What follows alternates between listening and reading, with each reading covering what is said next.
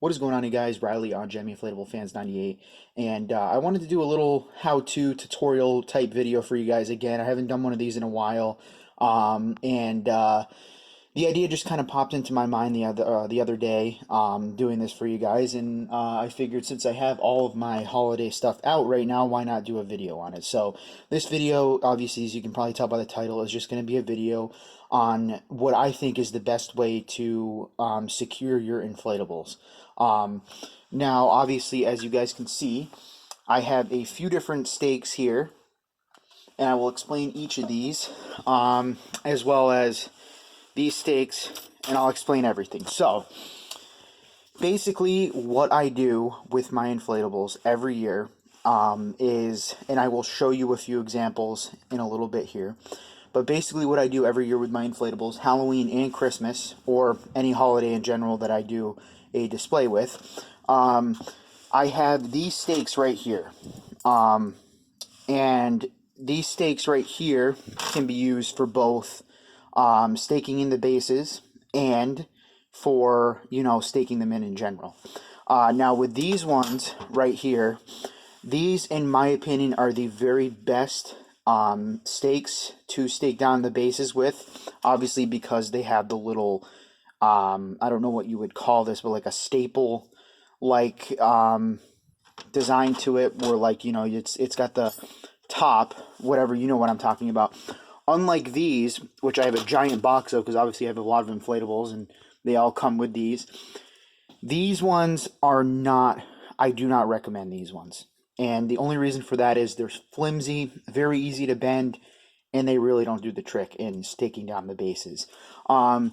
Now, living in where I live up here on a higher elevation, in an area where there's no trees to block the wind from coming through, I have learned over the last couple of years that I've lived here that the bases need to be staked in, and I highly recommend every year to stake the bases in on your inflatables, especially if you have a whole lot like I do out in the yard at one time. It is just not worth going out there every day and spending an hour flipping the fans over, fixing everything, because the moment you stake the bases in like I do, you don't even have to worry about fixing them most of the time. They'll blow up on their own, they'll come up on their own. So I definitely recommend using these, which are landscape stakes.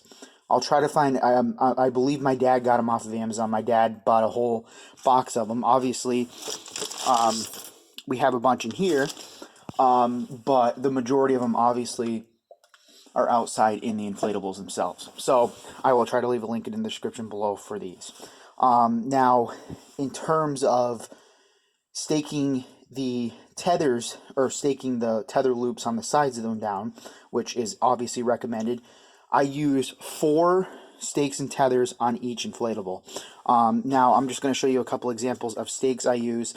These ones, I think I got on clearance at Lowe's, I think like 90% off a couple years ago. I think I bought like 10 boxes of these. They aren't Gemmy stakes, they're not the best quality, but they do the trick. And these ones obviously are the normal Gemmy stakes that each Gemmy inflatable will come with.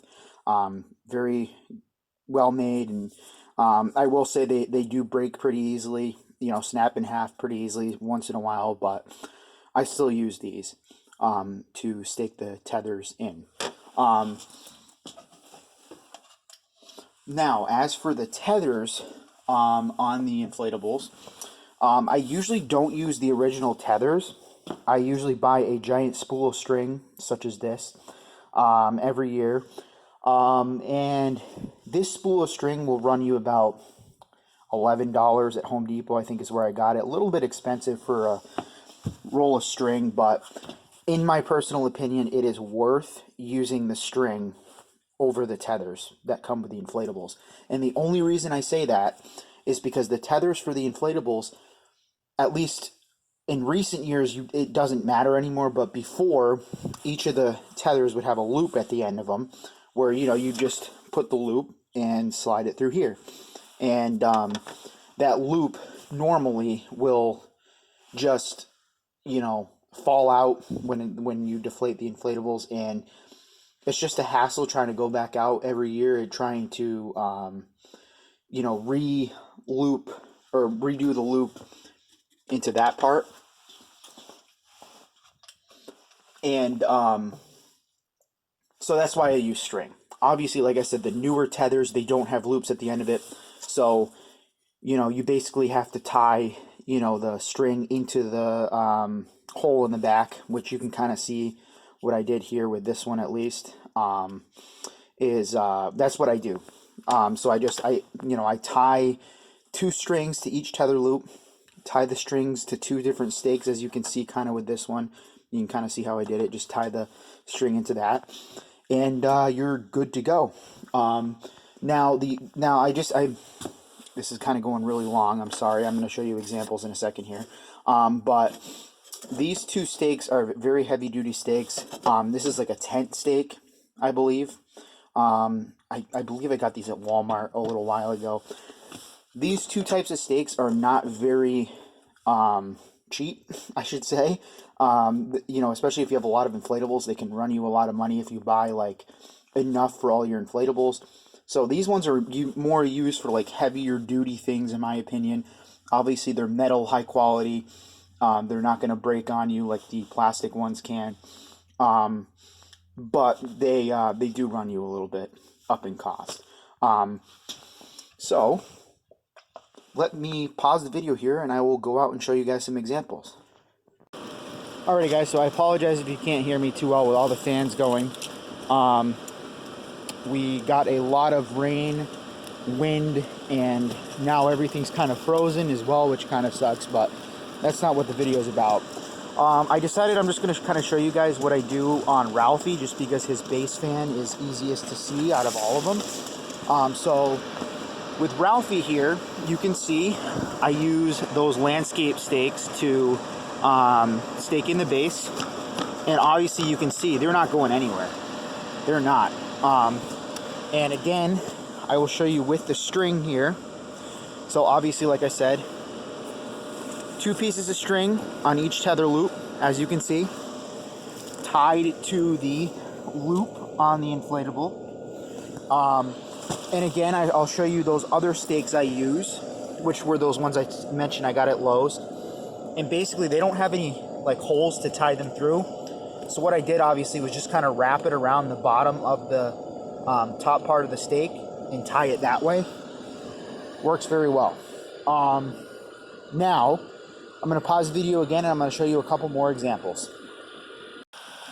Alrighty, now this next example is just going to be a simple one, just showing you how you secure your smaller fan, cheap fan inflatables, whatever you want to call them.